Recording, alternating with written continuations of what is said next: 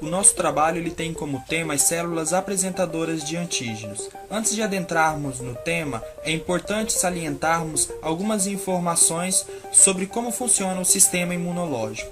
O sistema imunológico possui algumas funções básicas, dentre elas afastar os agentes estranhos de entrada passiva para dentro do organismo.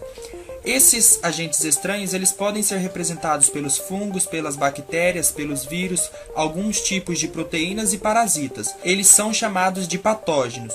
Podemos considerar como patógeno todo agente que pode causar algum dano, algum prejuízo a um tecido ou a um organismo. O organismo ele possui dois tipos de mecanismos de defesa. A primeira linha de defesa ela pode ser representada pela pele, pelas mucosas e pelos ácidos gástricos. Essa primeira linha de defesa ela impede a entrada de forma passiva desses agentes patogênicos para dentro do organismo. Porém, essa primeira linha de defesa ela não é 100% eficaz. Alguns desses agentes patológicos eles podem atravessar essas barreiras e causar algum prejuízo no organismo. Sendo assim, o nosso organismo ele possui uma segunda linha de defesa mais específica que vai tratar do agente patológico em si de forma especial. A segunda linha de defesa ela é representada pelas células apresentadoras de antígenos. As células apresentadoras de antígenos, elas convertem fragmentos de patógenos, que são os antígenos proteicos, em peptídeos e os apresentam em complexos que podem ser reconhecidos pelas células T. Este complexo é denominado complexo de MHC de classe 2. Essas células apresentadoras de antígenos, elas são representadas pelos macrófagos, pelos neutrófilos, pelas células dendríticas, células de Langerhans e linfócitos B. Elas funcionam como células apresentadoras de antígenos e possuem em sua superfície o complexo maior de histocompatibilidade, ou o MHC. Os linfócitos T, ou células T, pertencem a um grupo de glóbulos brancos do sangue e são os principais efetores da chamada imunidade celular. Essas células não são apresentadoras de antígenos como as demais células citadas anteriormente, porém, elas desencadeiam diversas reações humorais no organismo que vão mobilizar as demais células e executar diversas funções na eliminação de patógenos e de células deficientes no organismo. O linfócito T possui em sua superfície um RCT, ou um receptor de células T. Essas células são produzidas na medula óssea e sofrem maturação no timo, e diferenciam-se em dois tipos celulares distintos. A primeira dessas células recebe em sua superfície uma glicoproteína denominada de CD4.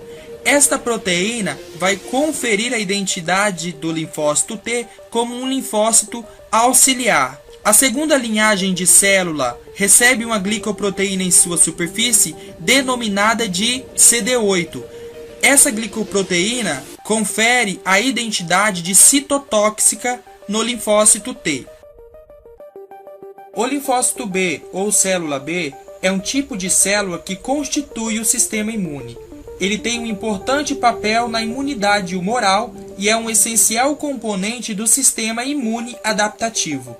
A principal função das células B é a produção de anticorpos contra antígenos. O organismo ele produz milhões de diferentes tipos de linfócitos B a cada dia que circulam no sangue e na linfa. Essas células possuem um papel importante na vigilância imune. Elas não produzem anticorpos até serem completamente ativadas.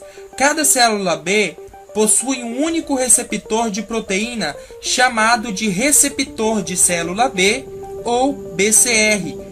Este receptor irá ligar-se a um antígeno particular para qual ele foi produzido.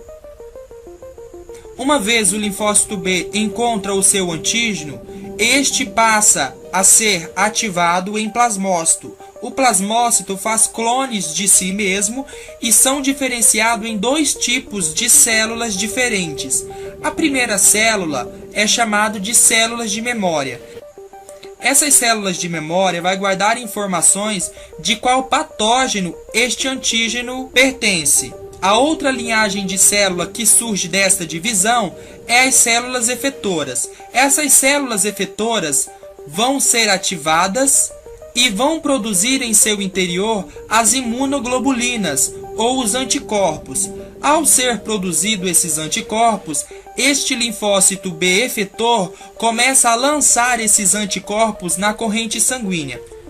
Essas imunoglobulinas produzidas pelo linfócito B vão viajar pelos vasos sanguíneos e linfáticos e aderir sobre o patógeno para o qual ele foi produzido, promovendo a opsonização, neutralização ou ativando complementos que vão fazer a destruição ou a lise desse patógeno no organismo, promovendo a sua destruição. Ao ser opsonizado pelas imunoglobulinas produzidas pelo linfócito B, o patógeno ele torna-se mais susceptível à ação dos macrófagos. O macrófago joga seus prolongamentos citoplasmáticos, promovendo a fagocitose desse agente patológico e a sua destruição.